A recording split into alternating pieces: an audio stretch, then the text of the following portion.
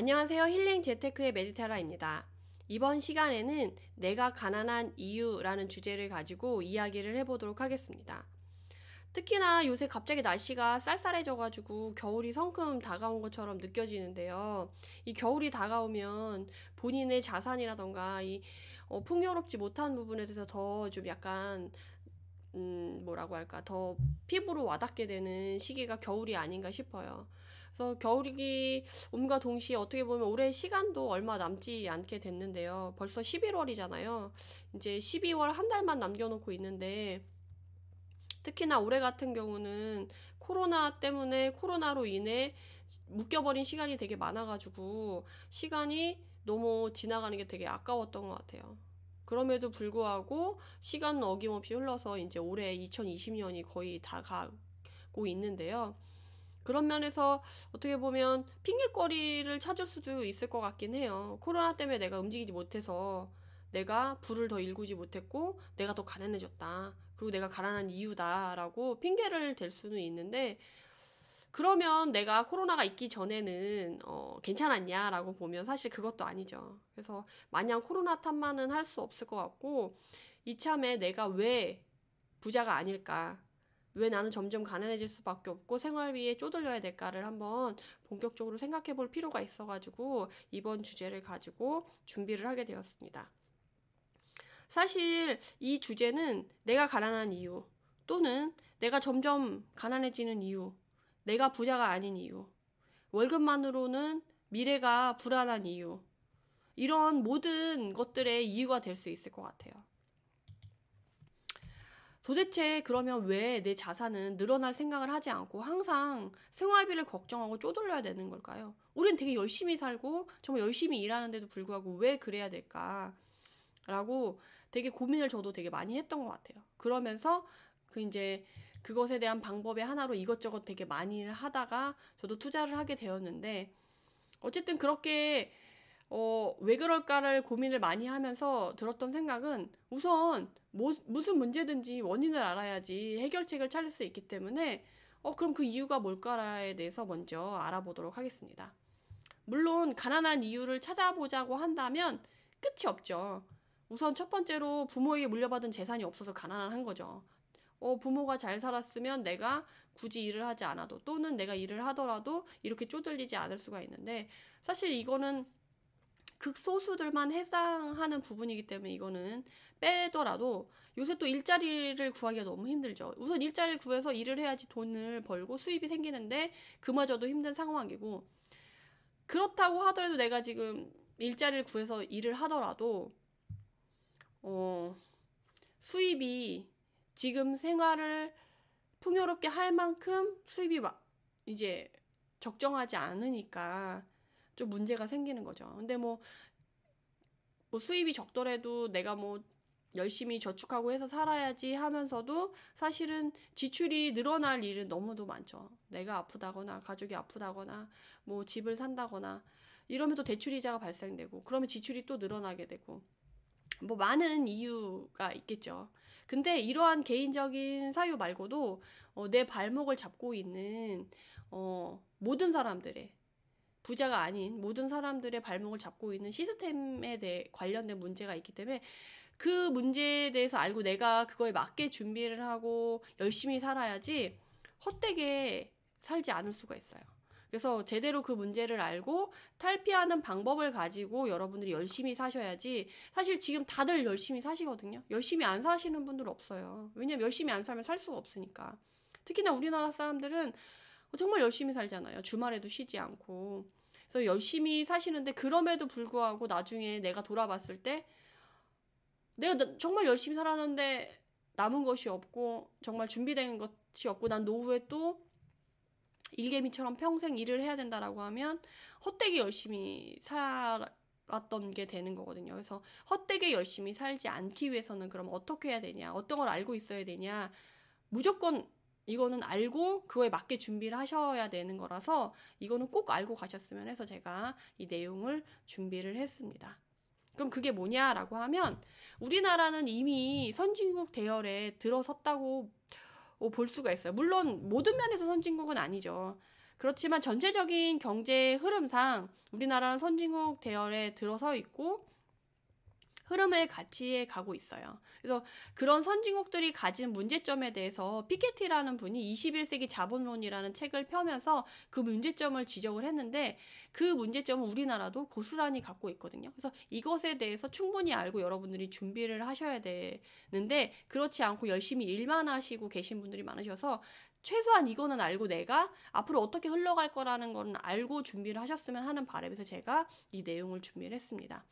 사실 21세기 자본론을 읽으시면 참 좋겠지만 너무 내용이 어려울 수가 있거든요. 그래서 제가 정말 꼭 우리가 알고 가야 되는 내용만 추려서 말씀을 드리자면 전체적으로 이 피케티라는 분이 기원부터 2100년까지 쭉 역사적인 추이를 봐서 데이터를 뽑아 봤을 때 어떻게 앞으로 왔었냐라는 거를 이제 정리한 책인데요. 이 그래프가 뭘 나타내냐면 자산 수익률과 경제 성장률과의 추이를 정리해서 알려준 거예요. 이게 뭘 의미하냐라고 하면 우리나라가 경제 성장을 쭉 이뤄서 개발도상국에서 시작해가지고 1980년대를 거쳐가지고 정말 눈부신 경제 성장을 이죠. 한강의 기적이라고 해서 그래서 경제 성장률을 쭉 올려요. 저희도 이번 때쯤 쭉 올렸죠. 근데 최근에 어때요? 최근에 경제 성장률은 2% 3%를 정말 유지하기 어려울 정도로 특히나 올해 코로나로 인해서 경제 성장률이 뭐 마이너스가 될 거다 0%다 막 이런 걱정이 있을 정도로 경제 성장률이 계속 올리기가 쉽지가 않아요. 그래서 선진국 대열에 들어서면 어느 순간에는 경제 성장률이 이제 꺾인다는 거죠. 오히려 하향한다라는 거죠. 물론 이 경제 성장률을 받쳐줄 때 뭐 인구가 계속 증가를 하면서 일자리도 같이 창출이 되면서 이제 경제 성장률이 이루어질 수가 있는데 우리나라도 이제 인구가 점점 줄게 될 거라는 얘기도 다들 들으셨을 거예요. 그렇게 봤을 때 우리나라도 경제 성장률이 마냥 계속 증가할 수가 없고 정체돼서 가고 있는 실정이거든요. 그렇게 봤을 때 자산 수익률은 어떠냐 보면 옛날부터 지금까지 자산의 수익률 은 4에서 5%를 계속 유지하고 어느 순간에는 5%까지 올라가서 오히려 수익률이 좋다라는 거죠. 그래서 경제 성장률은 자산 수익률을 넘어설 수 없다라는 게 이 피케티 이분의 책이 엄청 두꺼운데 그 책의 모든 결론과 이야기하고 싶은 모든 게 이 그래프예요.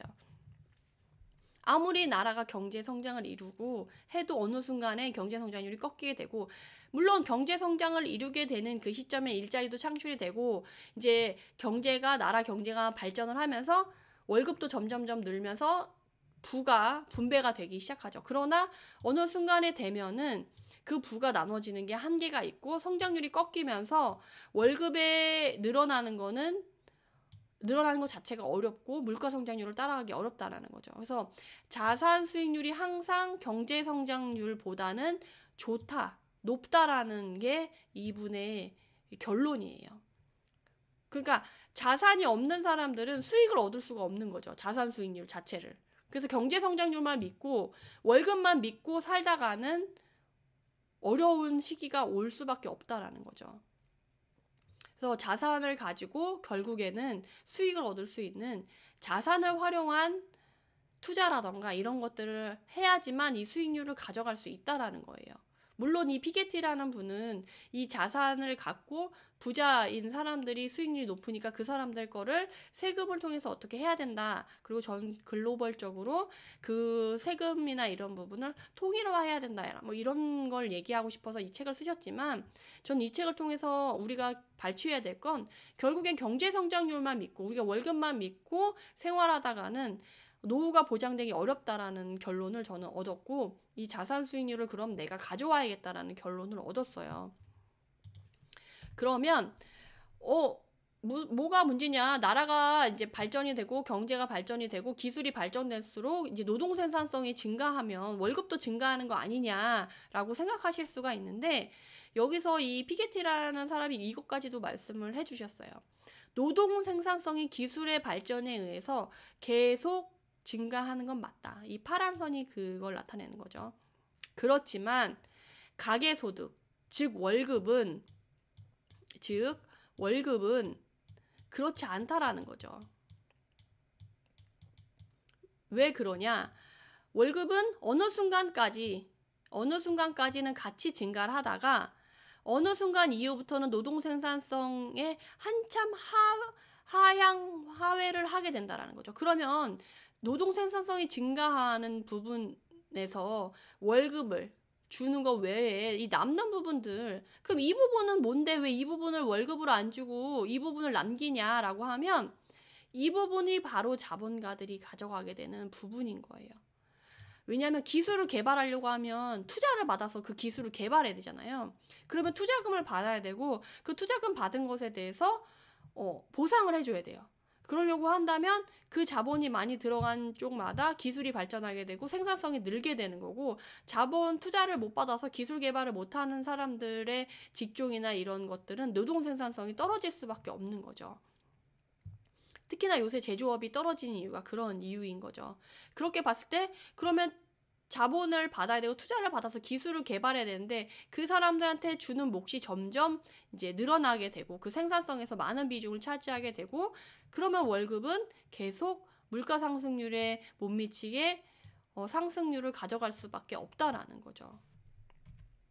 그리고 또 선진국의 특성이 부자가 그렇게 자본을 갖고 있기 때문에 투자를 함으로써 그 자본 수익률로 인해서 가져오는 몫이 증가하다 보니까 국민의 소득, GDP, 나라가 전체 갖고 있는 소득의 대부분을 이제 상위 부자 10%가 가져가는 몫이 점점 커진다는 게 요새 추세라는 거죠.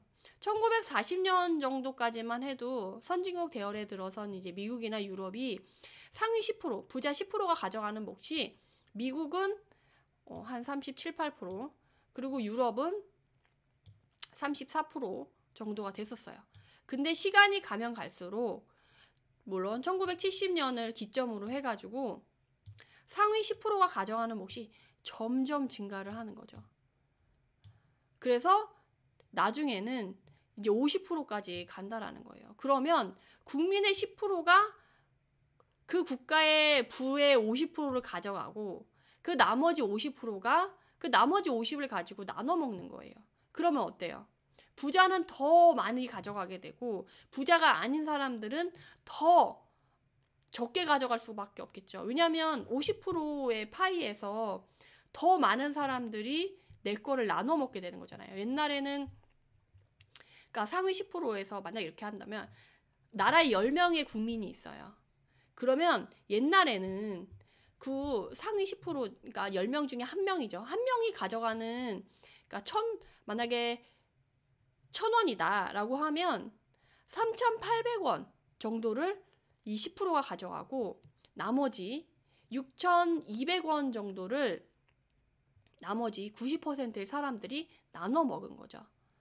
근데 이제는 10명 중에 한 명이 50%, 5,000원을 가져가고 나머지 9명이 5,000원 가지고 나눠 먹어야 되는 상황이 되는 거예요. 그러니까 어때요? 전체적인 자산은 커져도 분배되는 내 부의 몫은 작아질 수밖에 없는 거죠. 그리고 이거는 우울하게도 점점 심화되고 있다라는 거죠. 이 모습을 우리나라도 똑같이 겪고 있다라는 거예요. 근데 더 문제는 뭐냐? 이거를 이제 양극화, 빈부격차라고 말씀을 드릴 수가 있는데, 이런 소득, 근로소득이든 자본소득의 이런 소득이 불평등의 양상을 나타낸 거를 이제 이 그래프를 통해서도 알 수가 있는데요. 상위 1%가 가져가는 몫이 낮은 불평등이 심하지 않았던 1970년도나 80년도에는 그 10명 중에 한 명이 7%만 가져갔었대요. 근데 점점 심화가 되면서 결국에는 그 10명 중에 한 명도 채 안 되는, 한 명이, 그 여기에 상위 10%가 10명 중에 한 명이죠. 10명 중에 한 명도 채 되지 않는 그 100명 중에 한 명이 7%를 가져갔었는데 결국에 나중에 높은 불평등으로 가면 2030년 미국의 상황이 이렇게 될 것 같다라고 이렇게 물음표를 해놓은 거죠. 미래라서 확정 지을 수는 없지만 이렇게 가고 있다라는 거죠. 그러면 100명 중에 1명이 25%를 가져가고 100명 중에 9명이 35%를 가져가는 거예요. 그래서 결국에는 상위 10%, 100명 중에 10명이 50%를 가져가고 우리나라 중간층, 중산층이라고 하는 사람들이 점점 무너진다라고 하는 이유가 이런 불평등이 심화되면서 어때요? 중간 계급인 40%, 상위 50%에서 10%를 뺀 나머지 40%의 중산층이 45%로 생활을 하다가 나중에는 25%의 비율밖에 못 가져가게 되는 거죠. 그러면 이 나머지 40%가 25%를 가져와요. 그러면 이제 하층 계급, 상위 50%가 아닌 나머지 반을 뚝 잘랐을 때 나머지 50%의 사람들이 결국에는 남은 이 15% 가지고 나눠 먹기를 해야 된다는 거죠. 그러니까 100명 중에 한 명이 만약에 10,000원이 있다라고 하면 25,000원을 가져가는 거고 그 나머지 100명 중에 9명이 35,000원을 가져가서 나눠 먹는 거예요. 그런 다음에 100명 중에 40명이 25,000원 가지고 나눠 먹고 생활을 하는 거고 나머지 100명 중에 50명이 이 나머지 15,000원을 가지고 나눠 먹어야 되는 상황인 거예요. 옛날에는 30,000원 가지고 50명이 나눠 먹었다고 한다면 지금은 15,000원 가지고 그러니까 추후에는 미래에는 15,000원 가지고 나눠 먹기를 해야 된다는 거예요. 물론 전체적인 파이가 커지겠죠. 10,000원이 아니고 20,000원이 되고 30,000원이 되겠죠. 근데 이런 구조 자체는 변하지 않는다라는 거예요. 그러면 내가 어느 계급에 속해 있냐에 따라서 그 비율이 작아질 수밖에 없다라는 거예요. 그래서 이 구조를 모르고 내가 마냥 근로소득에만 비중을 두고 월급에만 목매고 있다라고 한다면 어때요? 경제 성장률은 점점 줄고 자본 소득률만 늘어나는 그 상황에서 내가 이 계급 간의 이동을 하지 못한 상황에서 월급 가지고 생활을 해야 된다라고 하면 이 15%를 가지고 50명이 나눠 먹는 그 안에 속해서 정말 어려운 궁핍한 생활을 할 수밖에 없다라는 거죠. 그렇기 때문에 우리가 계층 이동을 해야 되고 월급, 근로소득만이 아니라 자본 수익률을 가져올 수 있는 자본가가 돼야 되는 거고 이 자본 수익률을 어떻게 가져올까 방법을 고심해야 된다라는 거예요. 그래서 제가 오늘 내가 가난한 이유, 내가 가난해질 수밖에 없는 이유 이런 것들이 다 결국은 이거를 말씀드리고 싶은 거예요. 이 피케티도 결국 말해주고 싶은 건 요거 하나였거든요. 자산의 성장률이 경제 성장률은 절대 따라올 수가 없다. 그러니까 자산의 성장률을 우리는 가져와야 되는데 그럼 자산의 성장률로 내가 자본을 증식시키려면 자본이 없는데 그럼 어떻게 해야 되냐라는 생각이 드실 거예요. 자산 성장률을 가져오려면 자산이 있어야 되고 그럼 그 자산을 만들려면 어떻게 해야 되냐. 아주 기본적인 거죠, 사실. 부모한테 물려받은 재산을 물려받은 사람이 없으면 당연히 자산이 없어요. 그러면 아주 기본적인 시드머니를 만들어야죠. 내 자산을 만들 수 있는 시드머니를 만들어야 되고 그 시드머니를 만들기 위해서는 우선 일을 해서 저축을 해야 돼요. 그러면 내 저축을 해서 자산을 언제 만들고 언제 자산 성장률을 갖냐라고 생각을 하는데 대부분의 사람들이 다 똑같거든요. 그러니까 조급해하지 않으셔도 되고 우선은 일을 통해서 저축을 통해서 500만 원, 1,000만 원이라도 담은 만드세요. 그게 시드머니가 될 거고 그럼 500만 원, 1,000만 원 가지고 뭘 할 수 있냐? 할 수 있어요. 요새는 특히나 투자 환경이 많이 변하고 있고 저 또한 정말 물려받은 거 없이 어려운 생활에서 정말 그 500만 원, 1,000만 원 가지고 모아서 투자를 했었거든요. 그래서 여러분들도 이 작은 500만 원, 1,000만 원을 가지고 투자를 하시고 자산 성장률을 이룰 수 있는 재테크 활동을 하셔가지고 자산 성장률을 꼭 가지셨으면 하는 바람에서 제가 이걸 말씀을 드렸고요. 이 자산 성장률은 여러분들이 그러면 투자를 어떻게 해야 되냐라는 건데 그런 방법은 제가 또 지난번에 원금은 보존하면서 이자로 생활이 가능한 방법이라고 해서 유튜브로 올려놨거든요. 그래서 궁금하신 분들은 그 유튜브를 찾아서 한번 봐보시면 내가 어떻게 자산을 가지고 자산 성장률을 가질 수 있는지 이런 방법들을 나열을 해뒀으니까 그 방법을 통해서 한번 확인을 해보시고요. 내가 만약에 가난하다고 생각이 들거나 또는 내가 점점 가난해지고 있는 것 같다. 또는 미래가 불안하다. 노후가 보장되지 않은 것 같다라는 생각이 드시는 분들은 꼭 이 상황, 이 시스템에 대해서 좀 인식을 하시고 미리 준비를 하셨으면 하는 바람에서 준비를 했습니다. 그래서 제가 피케티 이론을 좀 잘 이해하셨으면 하는 바람에서 준비를 한 내용인데요. 사실 피케티의 21세기 자본이라는 책을 읽으면 좋지만 너무 어렵더라고요. 저도 몇 번 내렸다 놨다 해서 아직도 사실 끝까지 다 못 읽었는데요. 그래서 제가 찾은 게 만화로 읽는 피케티의 21세기 자본론이라는 책이 있어요. 이 만화로도 충분히 이 내용을 숙지를 할 수가 있어요. 그래서 여주인공이 낮은 임금이나 그나마도 그 낮은 임금도 지불되지 않는 회사에 다니면서도 늘 절약하고 돈을 모으기 위해 노력하는 이 여주인공이 나오는 책이거든요. 그 와중에 이제 돈, 지위, 명예를 가진 소위 부자라고 하는 가진 자들을 만나면서 그 격차를 느끼고 인생을 바꿔가는 이야기로 구성되어 있어서 이해하시기 되게 편하실 거예요. 그래서 이 21세기 자본론이 사실은 이 소득과 분배를 주제로 한 방대한 데이터를 분석해서 그것들이 어떤 걸 나타내고 있는지를 발표한 책인데 이거를 알기 쉽게 만화로 번역해 놓은 책이거든요. 그래서 이것에 조금 이해를 제대로 하고 싶다라고 하시는 분은 이 책도 꼭 한번 읽어보시기 바랍니다.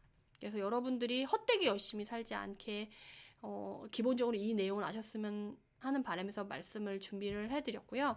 이 영상은 여기까지 하도록 하겠습니다. 감사합니다. 그리고 블로그에 또 글도 올려놔 있으니까 블로그를 참고하실 분들은 글로 보고 싶으신 분들은 블로그를 참고하시고 이 영상이 도움이 되셨다면 구독, 좋아요 부탁드립니다. 감사합니다.